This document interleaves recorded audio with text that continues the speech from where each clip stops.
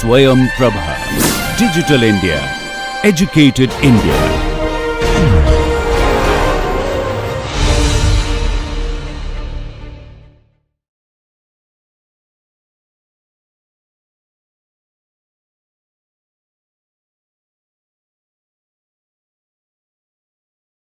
So let me have your attention. So you see, I will always encourage that you should take a notebook or a piece of paper and make notes. And of course, maybe you are not able to write as fast as I am saying things, okay? But you can at least in shorthand or using keywords note down what I am saying, okay, and then go back and review it, after the lecture is over, okay? Especially I strongly advise you to take all these keywords and go and do a search on the internet, and you will see a lot of nice pictures and a lot of material that you will benefit from, okay? Seeing the same thing being said in different ways helps you to understand that in a more wholesome way, okay? So it's not necessary that you should only stick to one source. Okay, so it is a luxury or wealth that you people have, that we have today, that we can afford because of the internet. Okay, and you can make use of it, and you should make use of it. Of course, for if you want a book to follow, I already told you. Please follow Andrew Presley's book, Elementary Differential Geometry. I told you there is a first edition and there is a second edition, and I would prefer the first edition, which is seemingly more friendlier for an elementary approach. Okay, so let us continue. I was telling you in the last lecture about these ideas of geodesics, okay, and the ideas of geometry, in the situation where you have positive curvature, where you have negative curvature, okay. The usual geometry that we do is geometry for example on the plane, okay, or geometry in 3 space.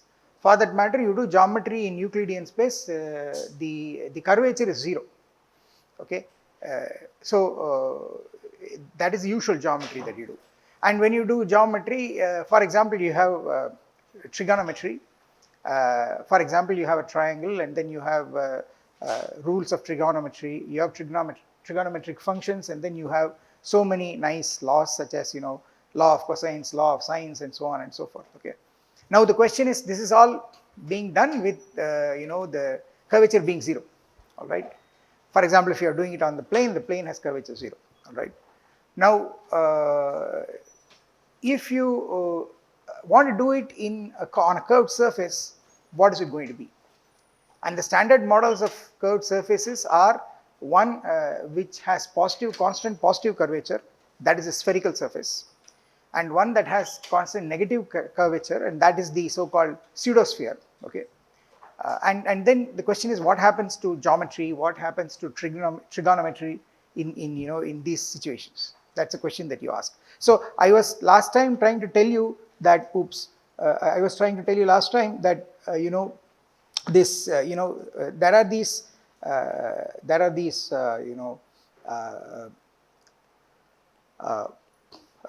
geodesics.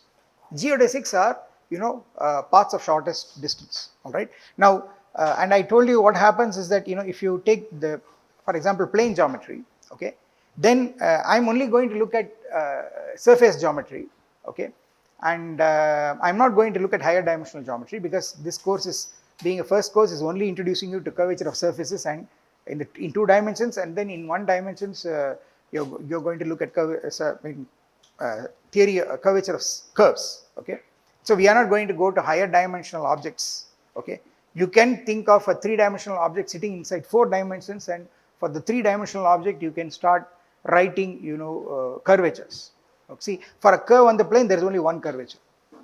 Okay, and then if you go to a curve in space, there are 2 curvatures. There's curvature and torsion. Okay, and even if you take a surface, I told you there are 2 types of curvature. One is the mean curvature, the other is the Gaussian curvature. Okay, and then if you this is for a curve in the plane or curve in space or a surface in 3 space, okay.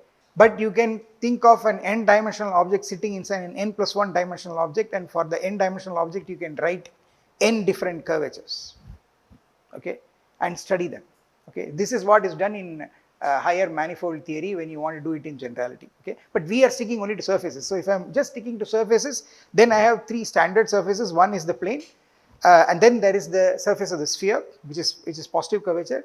Then you have the surface of the pseudosphere, which is the a negative curvature, okay. And what happens in these cases, what happens to geometry in these cases, you see. So that's what I was trying to explain last time, and the reason why I want to do this is I want to tell you about there is something interesting about the Gauss-Bonnet in this situation that links it to geometry and trigonometry, okay.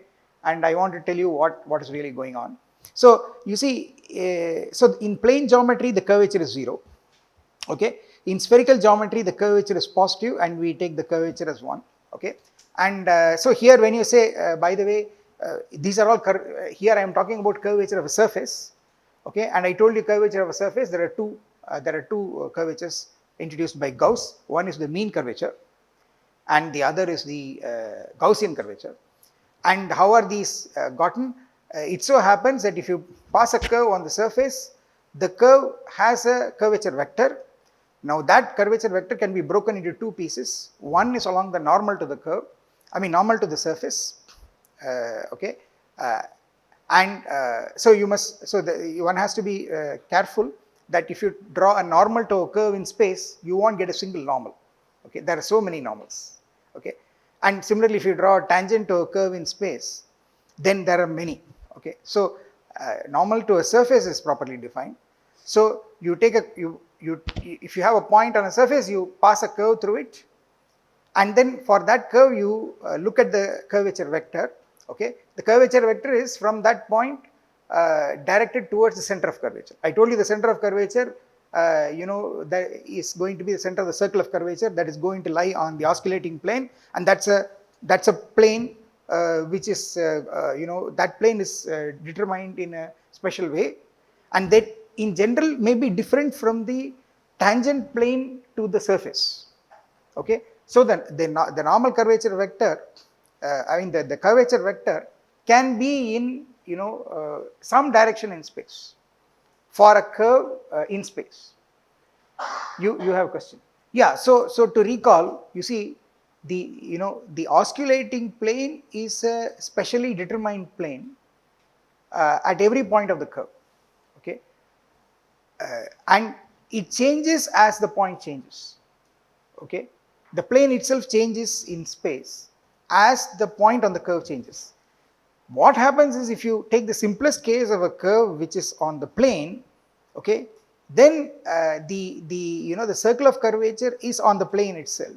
It's the best approximating circle to the curve at that point on the plane.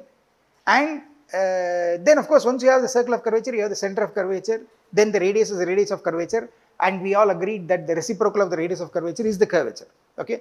So for a plane curve, namely a curve in the plane, there is no issue at all. But when the curve is in space, what happens is at every point, you see, you want a circle that is tangent to the curve and and is best fitting. But the point is, if I really think of a circle of a certain radius at a point of a plane of a space curve, I can literally draw that circle in all 360 directions, you see, around. So which circle will you take? Is there a specially determined circle? The fact is that there is a specially determined circle, and that lives on a specially determined plane, and that plane is called the oscillating plane, okay.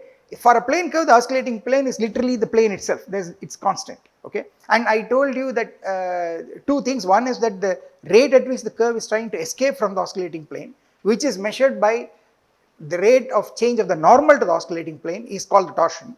It measures the non-planeness, okay, of the curve. If the torsion is 0, it means it's a plane curve, okay.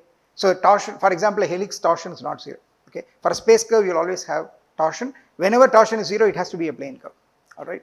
That's one thing about the oscillating plane. The other thing is that mathematically you have to show that such an oscillating plane exists, okay?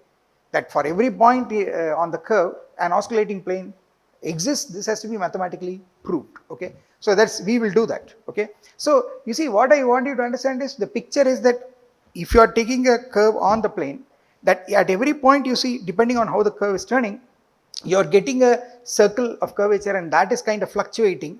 Its size is changing. The only thing is that it is tangent to the curve at that point, but as the point changes, these circles are changing. Their radii are changing, and the reciprocal of the radii also are changing, namely the curvatures are changing, okay? But in 3 dimensions, if you take a curve in space, it's more complicated. What is happening is that there is also a plane that's changing at every point. And that plane, it's only on that plane that the circle of curvature is determined. That's the oscillating plane, okay? So, so you must remember that, you see, if you take a curve in space, then there is an oscillating plane, okay? And that plane contains the circle of curvature, and a radius of that is the radius of curvature. And you can have a curvature vector to be defined from the point on the curve towards the center of curvature if you want, okay? You can take it as a curvature vector. Now all I am saying is that, you know, if you take a surface and take a point and pass a curve on that, this curve is anyway a space curve. Therefore, you know, its curvature vector can be in some direction. In fact, it will be you know, pointing towards the center of curvature for the circle of curvature at that point on the oscillating plane. But at that point to the surface, there is also a tangent plane, and there is also a normal to the surface, okay? They are in general different. Therefore, you see, this acceleration vector can be broken into 2 pieces. One is normal to the surface, and the other is parallel to the surface. Parallel to the surface means along the tangent to the surface, okay? Basically what you are doing is you are taking a 3D vector and breaking it down into 2 vectors. One is a 1D vector, which is in the normal direction. The other is a 2D vector, which is in the tangent direction. Remember, the tangent direction is 2-dimensional because it's a 2-dimensional surface. The tangent direction is a plane, okay? So this normal component of the curvature is called the normal curvature, and the tangential component is called the geodesic curvature. And what is the remarkable thing, that as you change these curves on the surface at a given point, these normal curvatures attain a maximum and a minimum. And it was Gauss's you know, ingenuity to take, given these 2 quantities, take their average. So you can take arithmetic mean and geometric mean. Arithmetic mean is you take the average of these 2 curvatures, and that's called the mean curvature at that point, okay? And then you can take geometric mean, which will amount to taking product of those 2 curvatures and taking a square root, but you don't want to you know, have this square root always messing around. So you get rid of the square root and just take the product of the curvatures, and that's what is called the Gaussian curvature.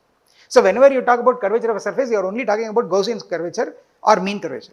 And I am in particular only interested in the Gaussian curvature in all these cases. So if you take the plane, you see the Gaussian curvature is 0, okay? Because you draw any curve on the plane, you see at any point the curvature vector will be pointing along the plane. So if you, and the normal to the plane will not have any component of this curvature vector.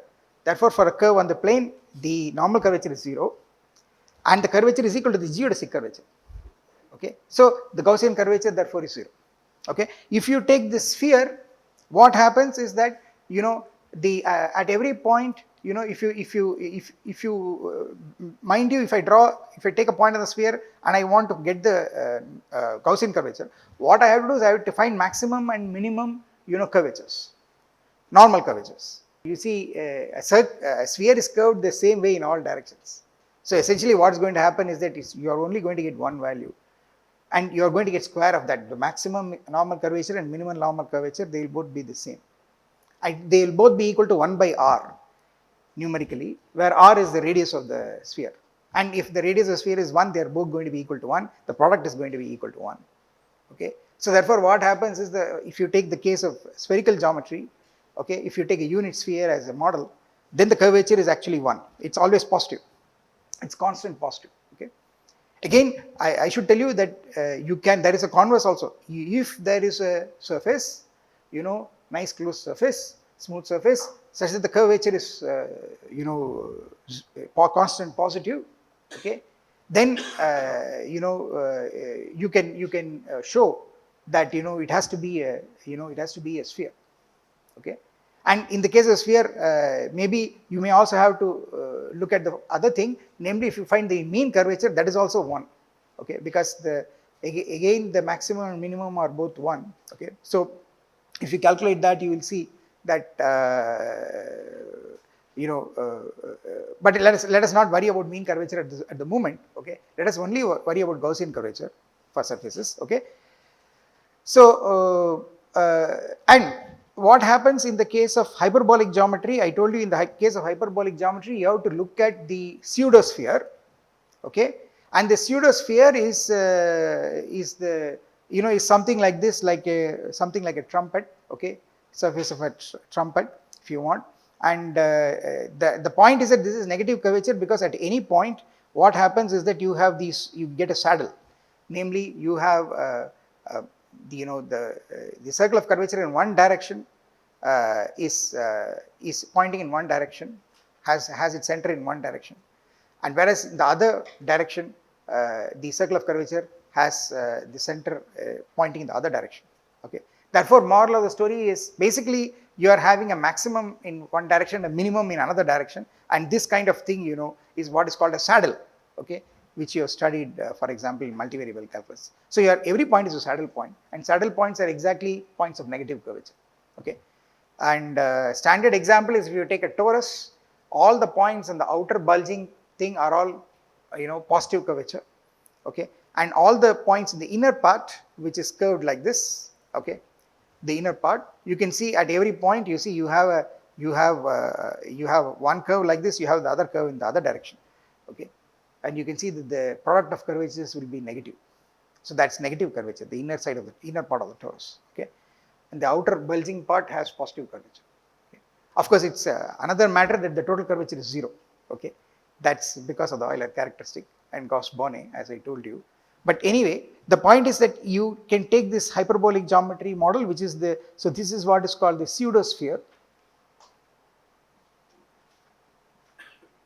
okay, and this has negative curvature, okay, and you can make that negative curvature as -1, okay. Now the question is, these give you 3 types of geometries. One is plane geometry with 0 curvature, then you have spherical geometry with constant positive curvature, and you have hyperbolic geometry with constant negative curvature.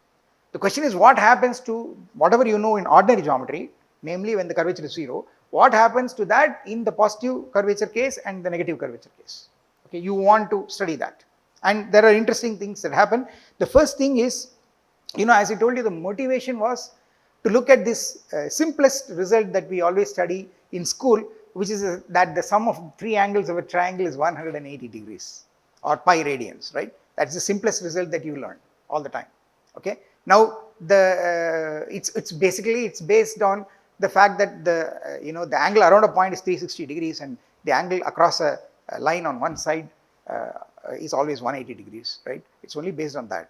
Now the question is, what happens to this, for example, this theorem, if you go to spherical geometry, what happens to this theorem if you go to hyperbolic geometry, okay? There's something interesting happening, and whatever that interesting thing is actually, if you start making it very, very concrete, it leads to what is called the Gauss-Bonnet theorem for curves on surfaces, okay. So I want to explain that because it's very, very interesting. So the first thing is, we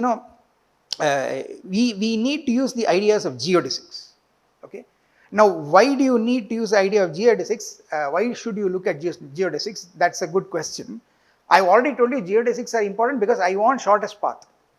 And for example, assume that you are in some mountainous terrain or unknown terrain, let us say, and you are to navigate from one point to another point, okay. Then how do I know if it's an unknown terrain? How do I know that this is the shortest path? Okay. So what I would do is, suppose I have to only travel by road. That means I have to travel along the surface, and that is what going along the surface is called the geodesic direction. And the complementary thing to that is a normal to the surface, okay. So in the geodesic direction, that means along the surface, if I want to travel, what is the shortest path? So what you can imagine is that, suppose you are like in a sci-fi movie, you have landed on another planet and there is a terrain, and then there are 2 teams that are landing on 2, let us say, different parts of the planet, and then in the middle there is some big curvy mountainous terrain, and then both of them have, one of them has to meet the other, then you have to travel. And then the question is, what is the had it been a perfect sphere, then it's very easy. You could have just taken the the large circle passing through these 2 points and taken the smaller arc. Okay, that's the obvious choice. But suppose it's a kind of wavy mountainous terrain. Okay, then the question is, how will you do it? What you would most likely do is you send something like a drone that will take a photograph of the surface. Okay, and then now use your knowledge of differential geometry to take the surface profile, okay, the terrain, and then start trying to compute geodesics between these 2 points, and then map out a geodesic.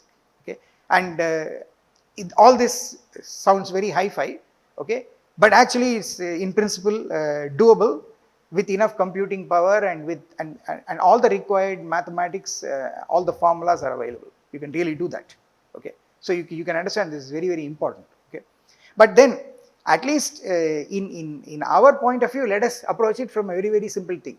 See, we want to look at this result. This is at the school level. I don't know whether you want to say elementary school or whatever it is. If you draw a triangle, okay, like any triangle for that matter, then you have angle A, the sum of the angles is 180 degrees, and this is also pi radians. Okay, so this is a very, very fundamental result. This happens for a triangle on a plane. All right. Now the question is, what happens to this kind of result if it's not a plane? Okay, so in general, if you draw a triangle on a surface, what happens?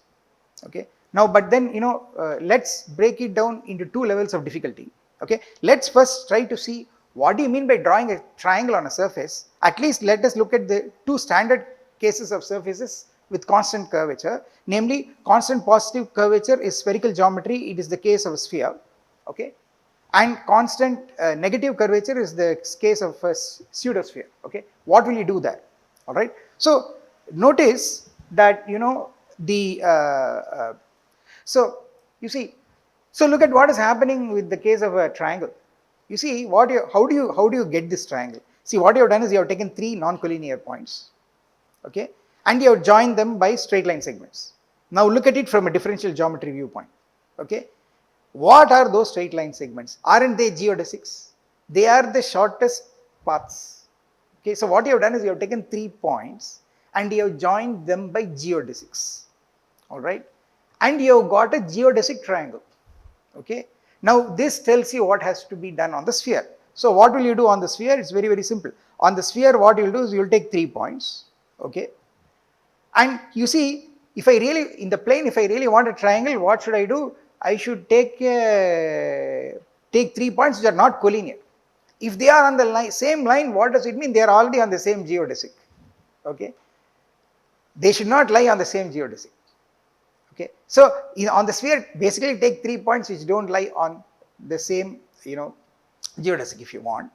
All right, but that's not an important thing. The point is you take 3 points, and then what you do is you want to draw a triangle on the surface of the sphere. But now remember, you cannot draw straight lines.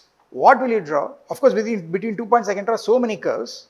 The point is draw the curve of least distance. So draw the geodesics, the shorter geodesics. Okay, so for 2 points on the sphere, there is a great circle, there is a unique great circle passing through that circle of largest radius. It will be having the center the same as center of the sphere. It will be a plane section of the sphere through a plane passing through the center and containing those 2 points. Okay, and these 2 points will have on the great circle will have a minor arc and they will have a major arc. You take the minor arc. Okay, if you want shortest distance. All right, so if I draw it, you see I will get, my picture will be like this. Okay, my picture will be like this. So I will have this is on the sphere, I will have A, B and C. All right, and the thing is that these are all great circles. And why great circles? Because these are the geodesics on the sphere. Okay, so that is what is going to happen uh, when you know, so this is what is meant by drawing a triangle on a sphere. Okay, now what you can do is, what is the sum of the three angles? Okay, now again there's a little bit of thought. When you have two lines and you have a point, then an angle is uniquely determined, but now you have two curves at a point.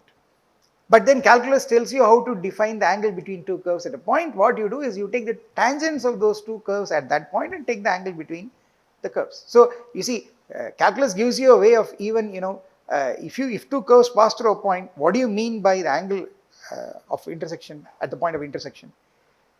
Basically, you have to take the tangent directions to the two curves at that point, and these are now two lines, two straight lines, and you take the angle between them. So basically what I am going to do is that, you see, for example, if I take the point A, then I draw a tangent direction like this, and I draw another tangent direction like this, and this is my angle A.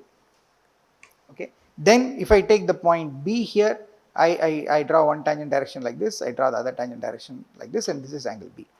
Okay. And then at C, I do the same thing. I draw the tangent directions, take this angle, and this is angle C. Okay. So now the question is, what is angle A plus angle B plus angle C? What is it going to be?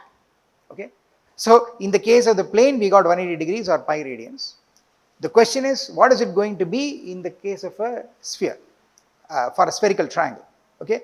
It's obvious if you look at the picture that this is going to be certainly greater than 180 degrees. It's going to be certainly greater than pi. Okay. For example, I can do the following thing. Just imagine this. I can start on the surface of the earth. I can start at a point on the equator, go all the way up north. Okay. Then I can go down perpendicularly along the quadrant and then come back. Then what happens is I get a triangle, spherical triangle, with all three angles 90 degrees. Okay.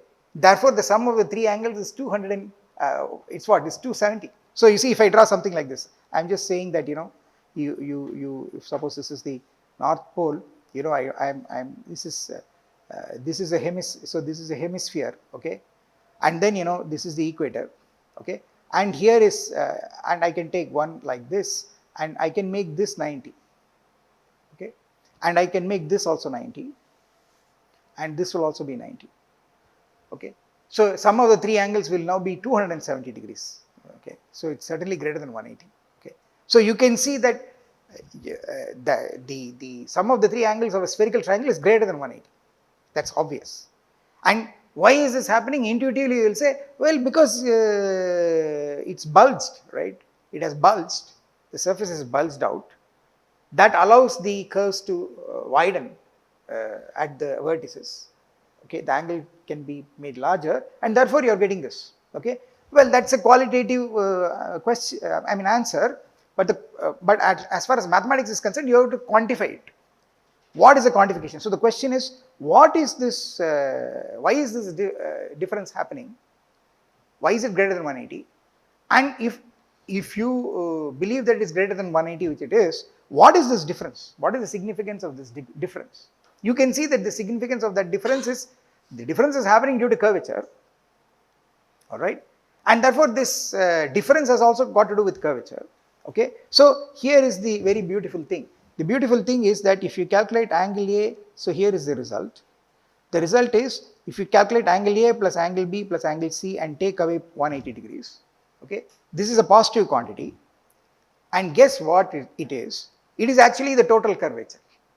It is the total curvature of the sphere restricted to the area of the triangle. Okay, okay. So the sum of these three angles, okay, this actually turns out to be total curvature, Gaussian curvature. So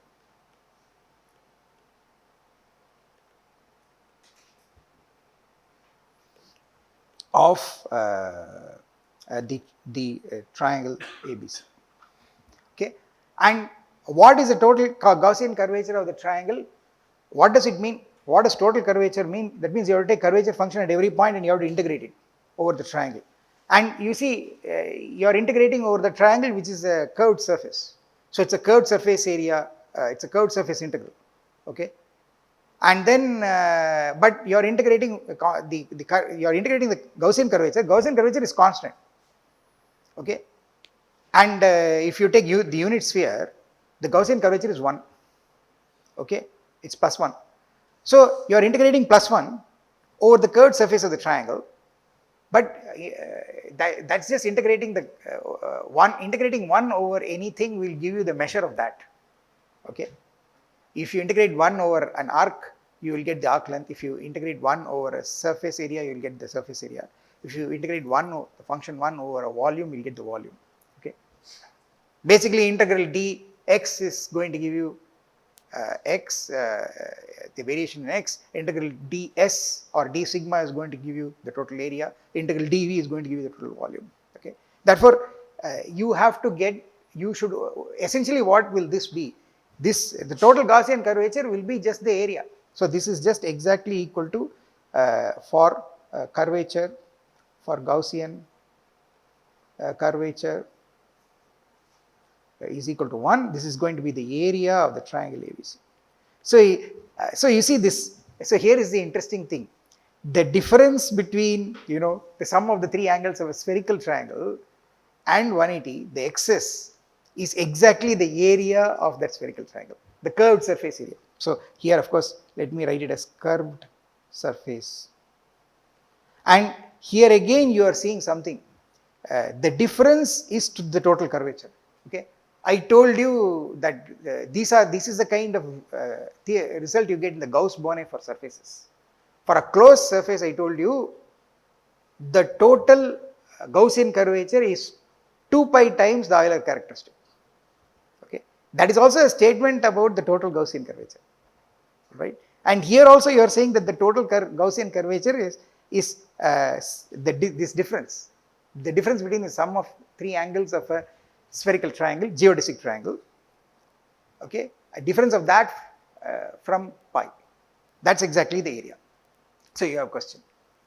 Yeah. So this the point is that you are what you are worried about is that So it is a good question to ask that the left side is sum of angles, sum of the 3 angles minus pi, which is also an angle. It's like an angular measure. On the right side, you are getting total curvature, okay, and that is over an area. So for the moment, if you take curvature as 1, then you are getting the area.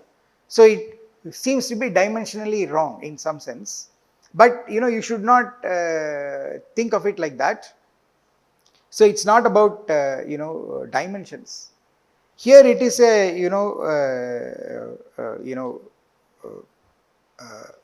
you can see this as a fact probably by also looking at the idea of what is called a solid angle, okay. So there is a way of making sense of the solid angle subtended at a point by a portion of a surface, okay, and then using the solid angle also you can make sense of it. But then again you should, I mean, if you think like that, probably there isn't any explanation that I can think of, okay. Probably later on I will see whether I can say something in connection with solid angles. But the point I want to make is that you are integrating curvature over an area. So it's basically curvature is a numerical function, okay, and you are integrating it over area. So the dimensions of this, if you integrate a function over an area, for that matter, if you integrate a physical quantity over a region, you are only adding that physical quantity at every point of the region. So if the physical quantity has a let us say dimension, then the result will also have the same dimension. Therefore, if you add the curvature at every point over a region, the total curvature should also have the dimensions of curvature, and you can make sense of curvature as an angle, okay. So there is even for the case of a circle, the radius of the circle, if you add the curvature over an arc, okay, over the arc length, all right, then you will get suppose the arc length is S, okay, and the radius of circle is R, okay, then if over this S, if you want to add, so if the radius of circle is R, the curvature is 1 by R, and you are adding 1 by R over this arc length S. So you are but 1 by R is a constant function, so it will only return S by R, but S by R is theta, which you see is an angle. Therefore, you can see that in this sense, curvature has dimensions of an angle. Okay, so you can reconcile it like that. Perhaps that's the only explanation I can think of at the moment. Okay, if you have a different radius, of course, you can see that the area will get magnified, and then you will get that also into the picture. Yeah, you will get something like that. In fact, yeah, I mean, there is also an interpretation in terms of solid angle, okay, which we will come to later on, okay, and this will, when we study Gaussian curvature, we will come to that, okay. But I am just trying to convince you that if you at least look at ordinary curvature over a curve, you should get the angle, okay. And in fact, since you asked this, I should tell you that this if you take, for example, if you recall the Hopf's Umlauf science, what does it say if you take a simple closed curve, a nice smooth curve on the plane, and then you start looking at the tangent direction as it goes around once, okay, and measure the tangent angle at every point with respect to, let us say, positive x-axis or some fixed direction, and then add all of that, you will get only plus or minus 2 pi, okay. But then you can make sense of this this whole integral as integral over curvature. So actually, that is the simplest case of Gauss-Bonnet, where you are actually getting that the total curvature is an angle, and it is, for this case, plus or minus 2 pi, okay. So in that sense, curvature, you can say, has dimensions of, has angular dimensions, okay. So I think that's a reasonable way to think of it, okay. I will, of course, later on tell you if I can, when I think I will do that. Later on, I will relate it to, solid angles and things like that. And there, I think you will get the analogs for, solid angles subtended by an area, curved area, okay. So there also you will see this analogy, okay. Okay, so this is another interesting question. So, see, in ordinary geometry, okay, so this is very interesting. See, in ordinary geometry, suppose two triangles have the same set of angles, then they will be similar, right? That is the so-called AAA criterion for similarity, or AAA criterion for similarity, because two angles are enough. The third one is determined because sum is 180, okay, degrees. So if two triangles have similar angles, I mean have the corresponding angles equal, then they are similar, and conversely, okay. Now something interesting happens in spherical geometry. If two spherical triangles have, if they are similar, that means if they have the same angles, then they will be congruent, okay. So that's an amazing thing that happens, okay. And the fact is that the the sine law in the usual case of triangles tells you, that the sines of the angles are proportional to the opposite sides of the angles, okay. It says the opposite sides are determined only up to a ratio given the sines of the angles, but we will see in circular geometry, spherical geometry, okay, that actually the angles determine the sides. That is the reason, if two spherical triangles are similar, that means they have the same corresponding angles, then they have to be congruent. That means even the sides, the curved sides, the arc lengths have to be equal, okay. So this is a beautiful feature of spherical geometry, which is very different from, ordinary geometry, and we will see it, okay. So this is what makes, spherical trigonometry very interesting, okay. So yeah, so let me get back. Now similarly, so this is the, this is the case of spherical geometry, okay. So the fact that, the sum of three angles of a triangle is 180 degrees on the plane, On the sphere, what happens is if you take a spherical triangle, the sum of three angles exceeds 180, exceeds pi numerically by the area of the spherical triangle. Okay. Now, in the plane also you see this, so let me write this here. This is a version of Gauss-Bonnet for spherical triangles. Okay, so let me write it like this. Okay.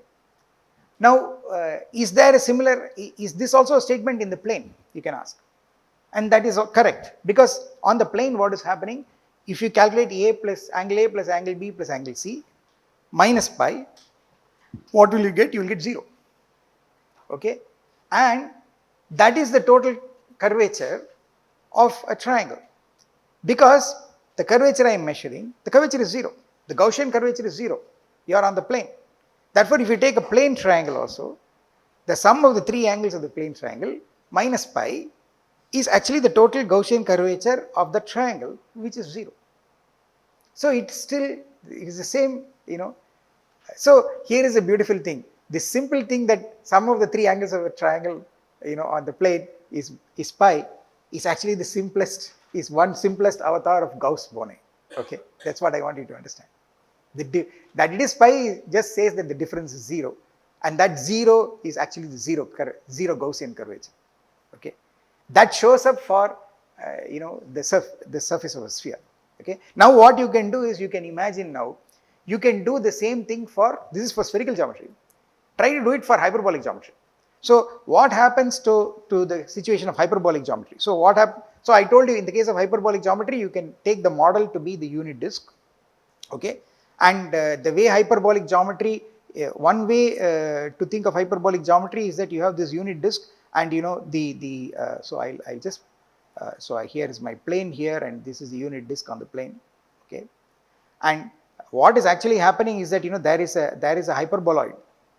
Okay, there is a hyperboloid, and so something like this.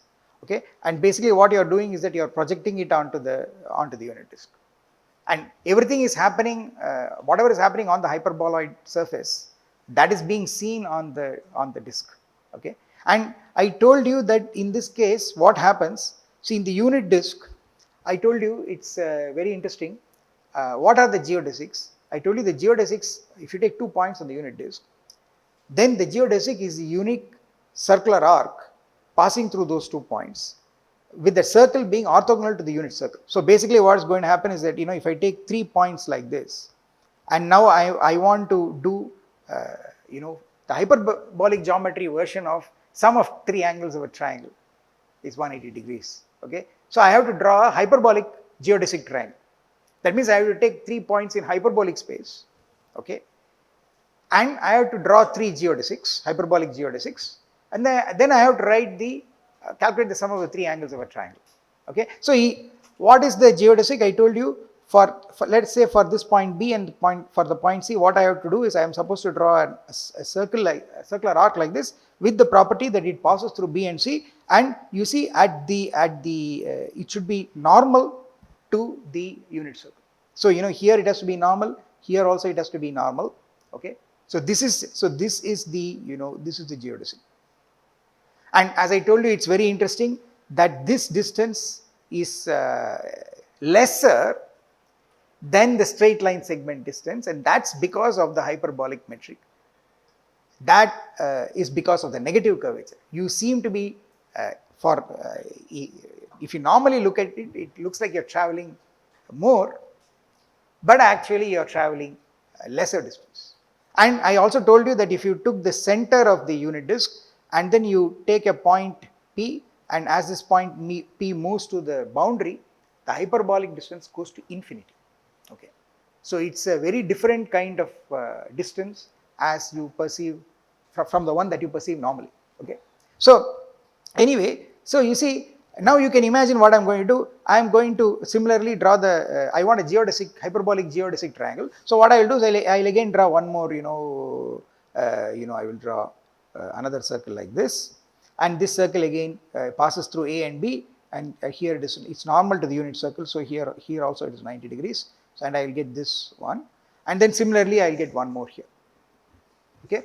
So, you see your hyperbolic triangle now looks like a a kind of pinched a triangle whose sides have curved inward. Okay. Whereas in contrast to a a spherical triangle where they have bulged outward, and this curving inward is exactly a sign of the negative curvature. Okay. Now again, what is the sum of the three angles of a triangle? Again, making sense of the three angles of a triangle is not a big deal, because I take this tangent, I take this tangent, this is angle A. Okay. Similarly, I take this tangent, I take this tangent, this is angle B. Okay. And then I take this tangent here, and I take this tangent here, and this is angle C. Okay. And now you can, it's obvious from the picture that the sum of the three angles of the triangle is less than 180 degrees. Okay.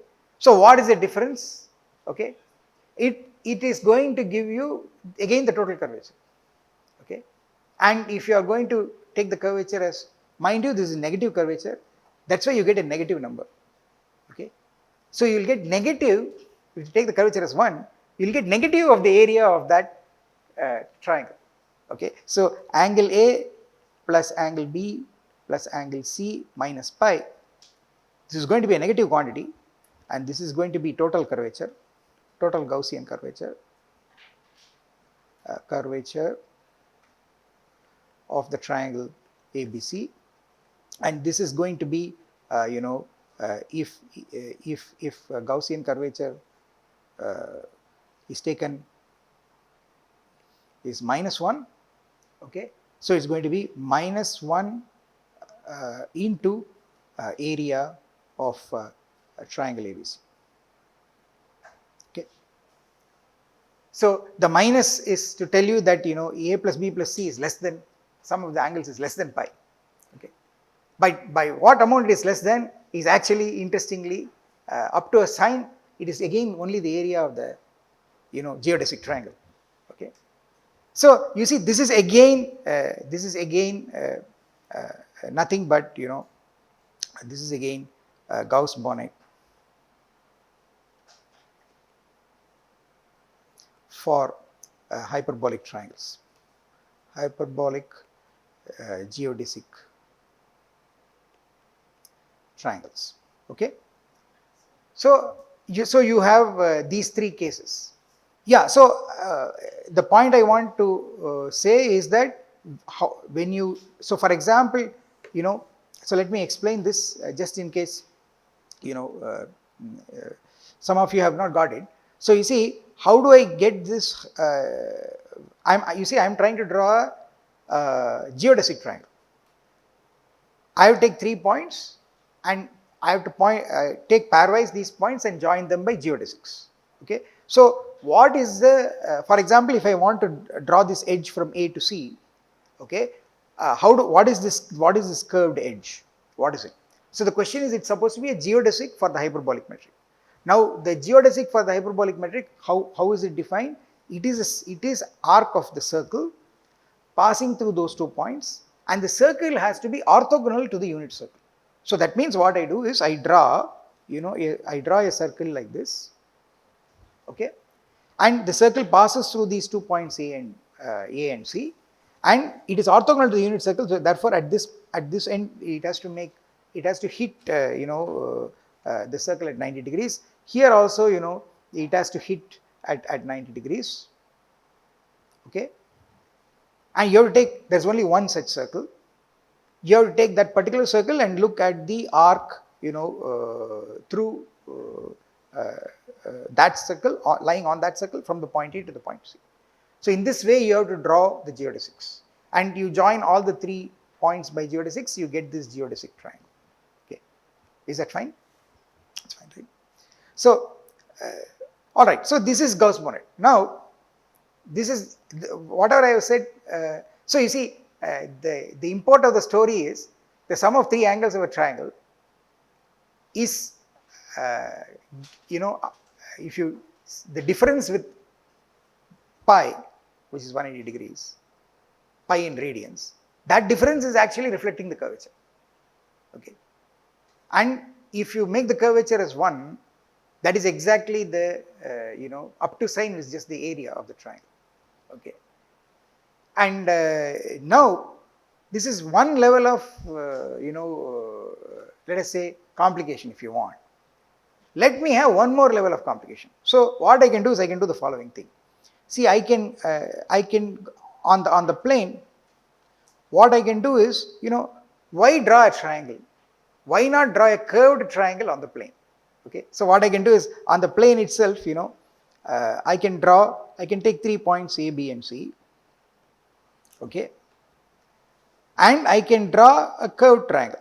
So a curvilinear triangle is basically a triangle that is gotten by, you join the 3 points by curves.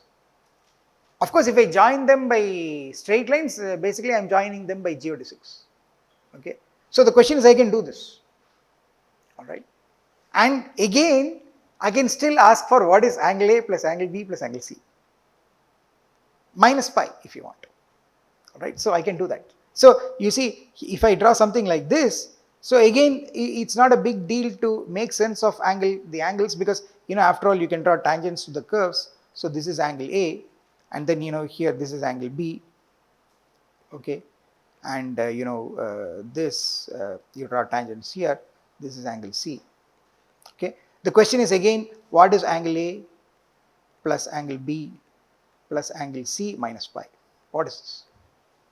Okay, of course, because everything is curved, you don't expect it to be 0 or whatever. It can be positive or it can be negative, but you can see one thing for sure.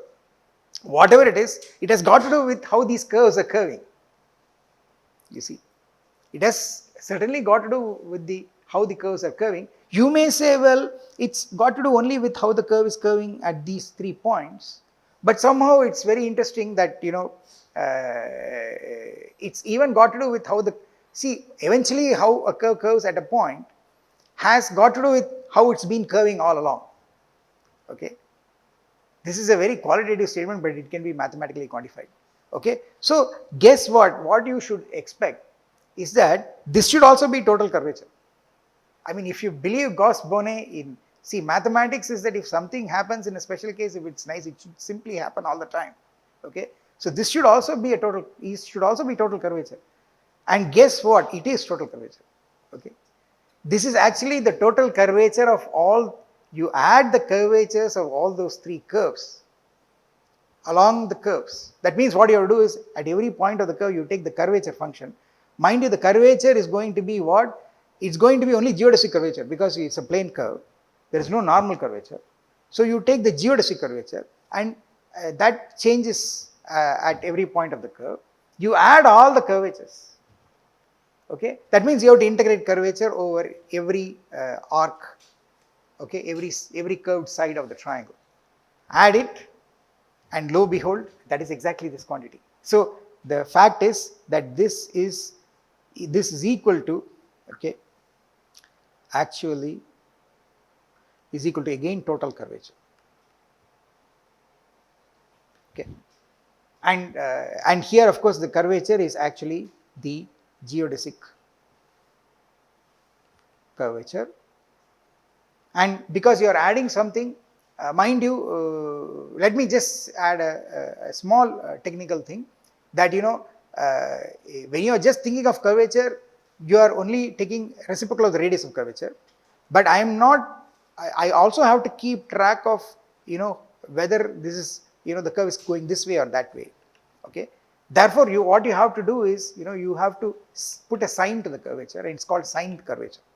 Basically what you are trying to do is you are trying to measure curvature as a vector.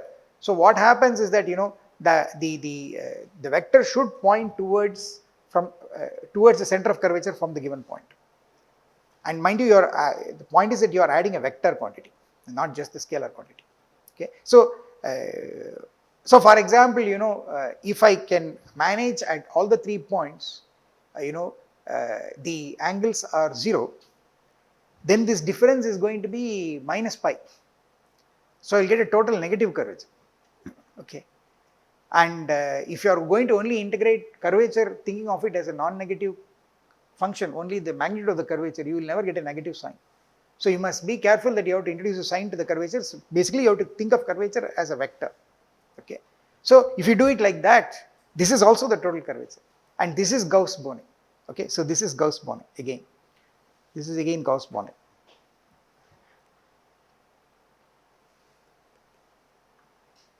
Okay. Now this is on the plane. Again do it on the sphere. Okay. So what happens on the sphere?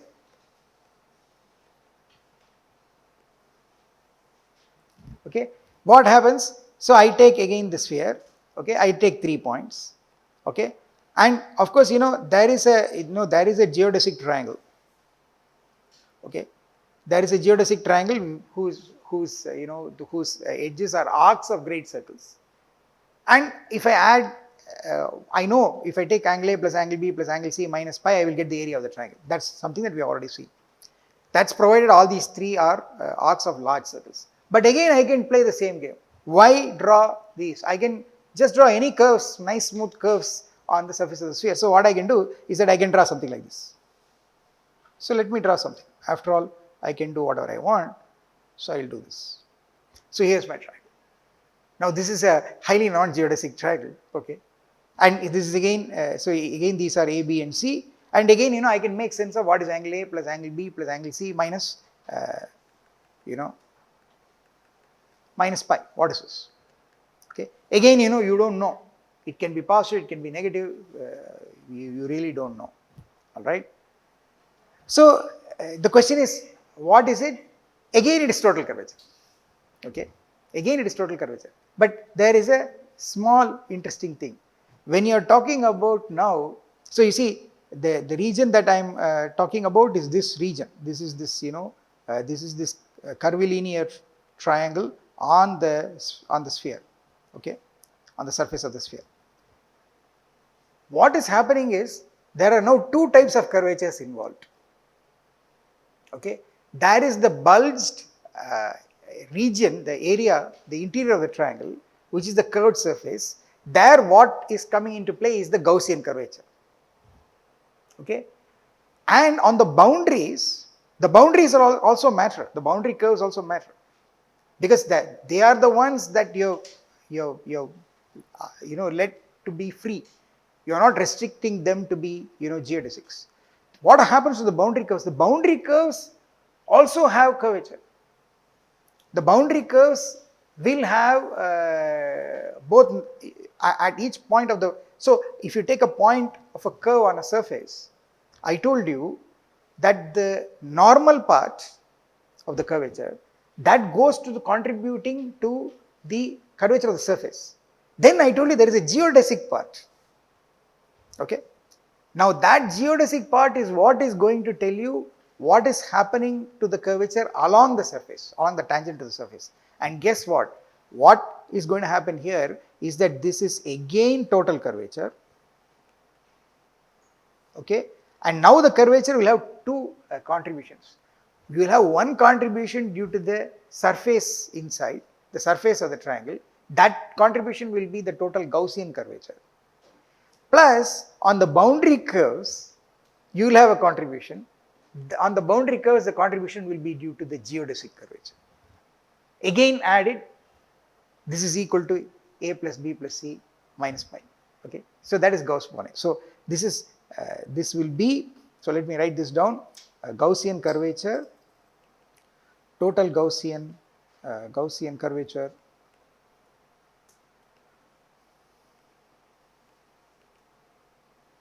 Curvature of the interior of triangle ABC, plus what you will get is the total geodesic curvature of the edges.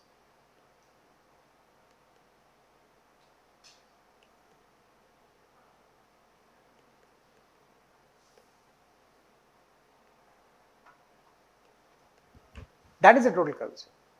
Okay, and this total is exactly A plus B plus C minus pi. Okay, so it's very, very interesting. And this is a very beautiful thing as to what happens to your simple statement that the sum of the three angles of a triangle is 180 degrees, what happens to it in geometry? And in fact, the truth is, this is true in absolute generality. You take any surface now, okay, you take any surface. The surface need not be a surface of constant curvature, it need not be like a sphere, surface of a sphere, or surface of a pseudosphere, it need not be part of the plane. It can be a varying surface. Now you take a varying surface, again draw a curvilinear triangle and calculate a plus b plus angle a plus angle b plus angle c minus pi, and lo behold, you will exactly get the total curvature. That is the Gauss-Bonnet theorem. It works on any surface, for a triangle on any surface. And I will tell you one more interesting thing. I told you that what is the surface version of the Gauss-Bonnet theorem? That the total, for a closed surface, the total curvature is given by 2 pi times the Euler characteristic. How did you get the Euler characteristic? By making triangulations. And I told you, when you are doing a triangulation on a surface, you are allowed to have curvilinear triangles. Okay? You can now guess that you can get that Gauss-Bonnet theorem on a surface by making a triangulation and applying this Gauss-Bonnet theorem for triangles on a surface. Okay? After all, the whole surface can be, broken into triangles, and the total curvature can be added over each of these triangles. And what happens is that because of orientations, when two triangles have a common edge, the contributions due to the geodesic curvature on that edge will cancel. Okay. So the truth is that this will also, this Gauss-Bonnet theorem for triangles, okay, will also lead to the Gauss-Bonnet theorem for surfaces, and it will link the total curvature with the Euler characteristic of the surface.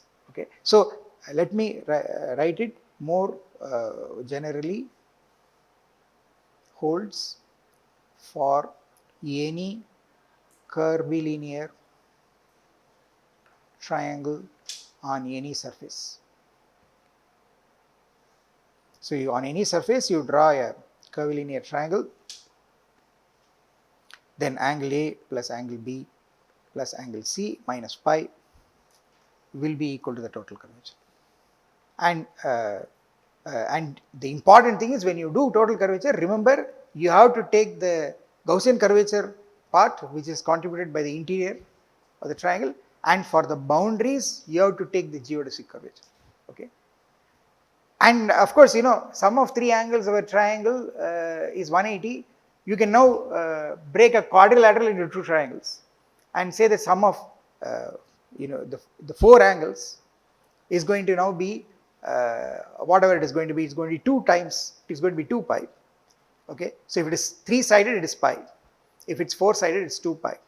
Okay. If it's n-sided, it will be n minus 2 pi. So you can write a statement that you take a n-sided curvilinear polygon on a surface and take the sum of the interior angles and take the difference of that with n minus 2 pi, and lo behold, again you will get the total curvature. Okay. So this is what Gauss-Bonnet is. And the interesting thing is that it links the Gauss-Bonnet theorem for surfaces comes down to Gauss-Bonnet theorem for